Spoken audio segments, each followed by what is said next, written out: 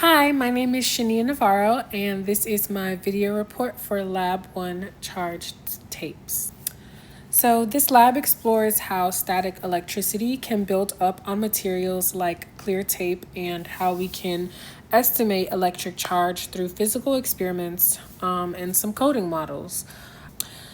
So the goal of this lab is to estimate the electric charge on a piece of tape using both observation and some computational modeling. We'll observe how clear tape, when pulled apart, it builds up a charge and repels another piece of tape that's made the same way. And this experiment will show how Coulomb's law and Newton's second law apply to like real world objects. So I'll start by cutting two pieces of clear tape about 15 centimeters in length. If we assume that the density is 1 gram per meter, that will give each piece of tape about 0.15 grams. We'll create a base tape and a U-tape. We'll make handles on both pieces of tape. We'll stick the base tape to the table and the U-tape on top. Once the pieces of tape are stacked on top of each other, quickly pull the U-tape off of the base tape, which should remain on the table. This will build up charge through contact and friction. Now that we've created two pieces of U-tape, we'll start by having some predictions on how the tapes will interact with each other.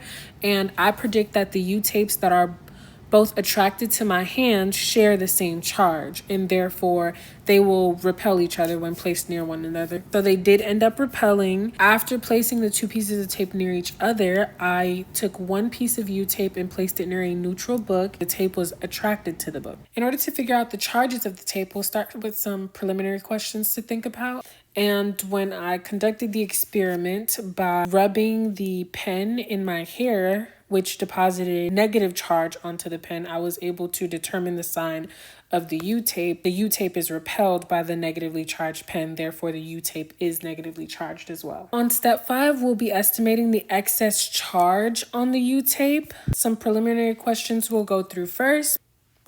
Now we'll get to the calculations, and we'll start by calculating the charge on tape B, and we'll do that by using the force equals Q squared over R squared. But we know that the mass is going to be 15 times 10 to the negative 6 kilograms. The acceleration due to gravity is 9.81 meters per second squared. The distance between the two pieces of tape is going to be 0.01 meters.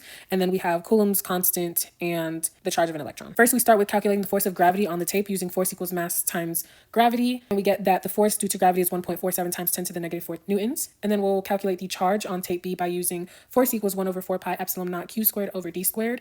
And we'll just rearrange the equation to be in terms of Q since that's what we're solving for, and we get that the charge on tape B is 1.28 times 10 to the negative 9 coulombs. Lastly, we will calculate the number of excess electrons. I just gave it a variable n and used the charge on tape B and divided by the charge of an electron to get that there are 8.0 times 10 to the 9 electrons. Now, in order to get the number of electrons, we'll assume the tape area. So we did cut it to be 20 centimeters long. We'll assume that the width of it is 1.9 centimeters, and we'll get that the area is 3.8 times 10 to the negative 3 meters squared. In the lab instructions, we were given the atom length dimension to be approximately 1 times 10 to the negative 10. And so if we square that, we'll get the approximate area of an atom.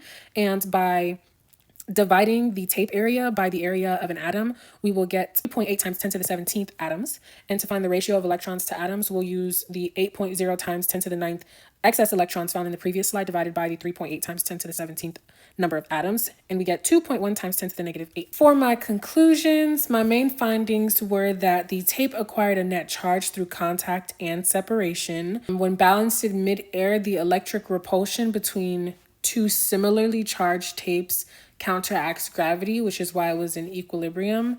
And we used Coulomb's law to calculate the charge on the tape. I learned that charge can be estimated by analyzing the balance of forces in equilibrium, and modeling the tape as a point charge and a line of charge gives insight into how physical geometry affects electric fields and forces. When we compare both of the models, we find that the point charge model overestimated the field strength, whereas the line charge model gave more of an accurate approximation of real conditions, which makes sense. Moving on to the coding portion of the lab, in the first computational model, I used the electric field equation E equals KQ over R squared times R hat, and also the force equals the charge times the electric field, and was able to form a model that showed both pieces of tapes as point charges.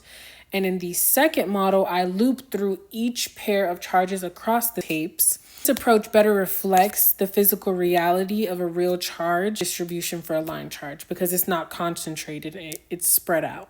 If the charges were reversed, if the electrons were positive and the protons were negative, our experimental outcome wouldn't necessarily change. It would stay the same as far as the point model still will overestimate the charge because it assumes all field lines originate from a single spot, and the line model would still better match reality.